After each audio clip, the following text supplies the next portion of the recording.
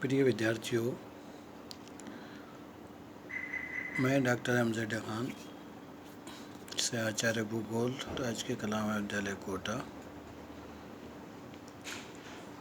विश्वविद्यालय कोटा के क्रमानुसार BA भाग तृतीय भूगोल विषय के द्वितीय प्रश्न पत्र भारत का भूगोल या ज्योग्राफी ऑफ इंडिया के आज हम नए एक बहुत महत्वपूर्ण टॉपिक पर चर्चा करेंगे। भारत का उच्चावच या उसका धरातलीय स्वरूप हम कह सकते हैं एक प्रकार से। भारत के जो उच्चावचीय लक्षण है, जैसा हम पूर्व में भी चर्चा कर चुके हैं जब हम भारत की स्थिति और विस्तार की बात कर रहे थे, तो हमें भारत की स्थिति और विस्तार में बहुत अधिक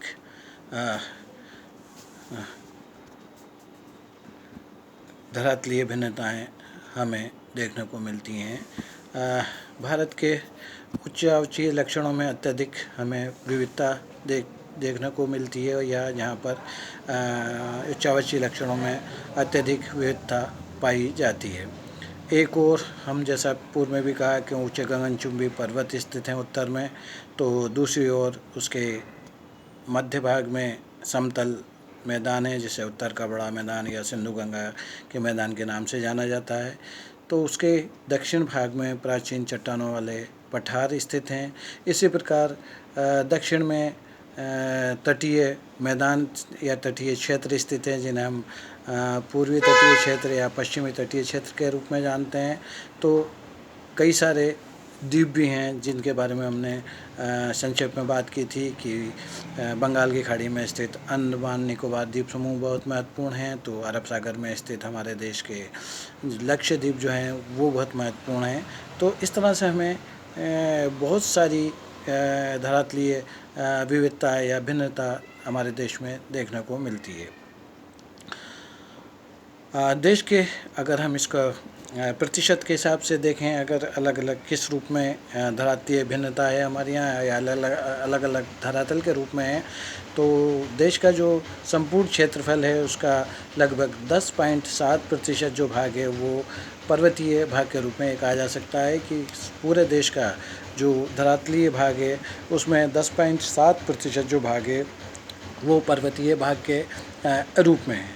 तो दूसरी ओर पूरे देश में लगभग 18.6% भाग पर पहाड़ियाँ मुख्य रूप से स्थित हैं। इसी प्रकार लगभग 27.7% भाग पठारी क्षेत्र के रूप में हमारे देश में स्थित है, और जो शेष 43% लगभग 43% जो भाग है वो पूरे देश का जो है वो मैदानी भाग के रूप में स्थित है। तो इस प्रकार हम कह सकते हैं कि अलग अलग धरातलीय जो स्वरूप हैं उनमें इस प्रकार हमारे देश में अलग अलग भागों के जो चाहे पठारी भाग की बात करें, पर्वतीय भाग की बात करें, हम पहाड़ियों की बात करें, हम इसी तरह से या मैदानी भाग की बात करें, तो अलग अलग प्रतिशत में हमें क्षेत्र, तो अधिकांश भाग जो है हमारा वो मैदानी भाग के रूप में लगभग पूरे संपूर्ण देश के क्षेत्रफल का लगभग 43% भाग जो है मैदानी भाग के रूप में है। सामान्य रूप में हम भारत को मुख्य रूप से 5 उच्चावचीय या धरातलीय भागों में बांट सकते हैं, या इनको पूरे संपूर्ण देश को, हमारे भारत देश को हम सामान्य रूप में कुल 5 वृहत रूप में कहें। अगर इसका वर्गीकरण करें हम धरातलीय उच्चावच का, तो 5 उच्चावचीय या धरातलीय भागों में इसको बांटा जा सकता है।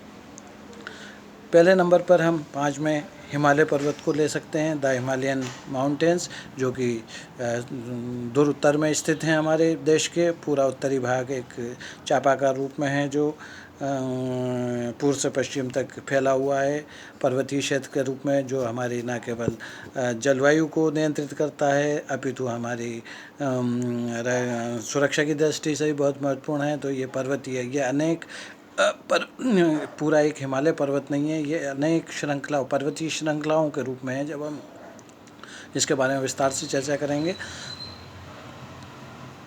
दूसरा जो उच्चावचीय या धरातलीय भाग है, उसे हम कह सकते हैं उत्तरी भारत का विशाल मैदान, या इसे सिंधु गंगा के मैदान से या the great plain of north India के नाम से भी जाना जाता है। जैसा पूर्व में भी बताया कि ये जो मैदान है जो हिमालय पर्वत के दक्षिण में स्थित है, बहुत महत्वपूर्ण उपजाऊ मैदान है, नदी घाटियाँ स्थित हैं इसके अंदर। प्राचीन काल से ही ये बहुत महत्वपूर्ण मैदान के रूप में रहा है, जहाँ पर अधिकांश जनसंख्या निवास करती है, जहाँ पर कृषि संबंधी क्रियाकलाप बहुत महत्वपूर्ण रूप से संपन्न किए जाते हैं, और यहाँ पर के डेल्टा जो स्थित हैं या नदी घाटियाँ हैं वो महत्वपूर्ण रूप से कृषि उत्पादों के लिए या कृषि संबंधी उत्पादन के लिए बहुत अपना महत्वपूर्ण स्थान रखती हैं। तीसरा भाग के रूप में हम कह सकते हैं प्रायद्वीपीय भारत पठार। प्रायद्वीपीय पठार भी एक बहुत महत्वपूर्ण धरातलीय या उच्चावचीय भाग है हमारे देश का, और जैसा हम पूर्व में भी बात कर चुके हैं कि ये पठारी क्षेत्र है एक तरह से, अधिकांश भाग, और पहाड़ियाँ भी हैं, और यहाँ पर मुख्य रूप से हमें अधिकांश देश के जो खनिज हैं वो इसी प्रायद्वीपीय पठार पर मिलते हैं। तो बहुत उपयोगी क्षेत्र है ये हमारा, ये धरातलीय जो उच्चावचीय है या धरातलीय जो भाग है ये हमारे देश का प्रायद्वीपीय पठार के रूप में या द पेनिनसुलर प्लेटो के रूप में जो है वो बहुत ही महत्वपूर्ण है। इसी प्रकार चौथे भाग में हम कह सकते हैं धरातलीय या उच्चावचीय जो भाग है देश का, वो उसे हम तटीय मैदान या कोस्टल प्लेन्स के रूप में जानते हैं, और ये दो हैं।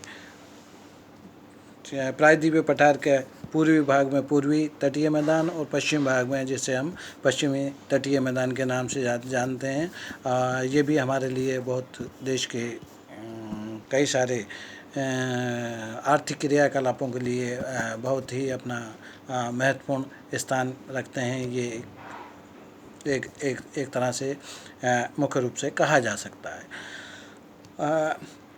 पांचवा और अंतिम जो धरातलीय या उच्चावचीय जो भाग है हमारे देश का, उसे हम वर्गीकृत करें तो उसे हम भारतीय द्वीपों या इंडियन आइलैंड्स के नाम से जानते हैं। जैसा कि मैंने पहले भी बताया कि ये आइलैंड्स जो हैं या ये जो द्वीप हैं, भारत के जो द्वीप हैं, ये सभी दृष्टि से हमारे लिए बहुत महत्वपूर्ण हैं, चाहे स्ट्रेटेजिकल पॉइंट ऑफ व्यू से बात करें या पर्यटन की दृष्टि से बात करें, इनका हमारे लिए बहुत महत्व है। और दो नामों से इनको मुख्य रूप से जाना जाता है, जो मुख्य जो द्वीप हैं हमारे देश के, जैसा मैंने कहा था कि बंगाल की खाड़ी में स्थित अंडमान एंड निकोबार द्वीप समूह, ये बहुत महत्वपूर्ण भाग है हमारे देश का, और दूसरा अरब सागर में स्थित लक्षद्वीप जो हैं वो हमारे लिए बहुत ही उपयोगी हैं। अगर हम इनकी विस्तार से चर्चा करें, हमारे जो ये उच्चावचीय स्वरूप हैं या धरातलीय जो भाग हैं देश के, तो उसमें जो पहला हमने 5 भागों में मुख्य रूप से विभाजित किया है। तो पहला जो भाग हमने विभाजन किया था वो है, पहला मुख्य भाग वो हिमालय पर्वत या द हिमालयन माउंटेन्स के रूप में है। ये जो हिमालयन माउंटेन्स हैं, ये हिमालय पर्वत श्रृंखला देश के उत्तरी भाग में स्थित है, और पूर्व से पश्चिम तक इसकी जो कुल लंबाई है वो लगभग 2400 किलोमीटर, एक बहुत बड़ा भाग इसके अंतर्गत आता है। ये लगभग 2400 किलोमीटर है, और इसका जो आकार है वो धनुषाकार रूप में है। ये धनुष के रूप में ये विस्तृत है, इस 2400 किलोमीटर जो पूर्व से पश्चिम है। इनके जो उत्तर में तिब्बत का सर्वोच्च पठार है, तो दक्षिण में उत्तरी भारत का विशाल मैदान है, बहुत उपजाऊ जो क्षेत्र है वो स्थित है। और हिमालय लगभग जो है वो, अगर इसके क्षेत्रफल की बात करें, हिमालय के पूरे हिमालय क्षेत्र के क्षेत्रफल की बात करें तो ये 5 लाख वर्ग किलोमीटर क्षेत्र में फैला हुआ है या इसका विस्तार है। और इसकी औसत ऊंचाई के रूप में अगर हम कहें तो ये जो 5 लाख वर्ग किलोमीटर में जो पूरा क्षेत्रफल है इस हिमालय का, लगभग। तो इसके अंदर इसकी औसत जो ऊंचाई है वो लगभग 6000 मीटर है। तो ये कहा जा सकता है कि हिमालय पर्वत जो हैं वो बहुत हमारे लिए बहुत उपयोगी हैं और बहुत महत्वपूर्ण हैं। इस पर और आगे विस्तार से हम अगले लेक्चर में चर्चा करेंगे।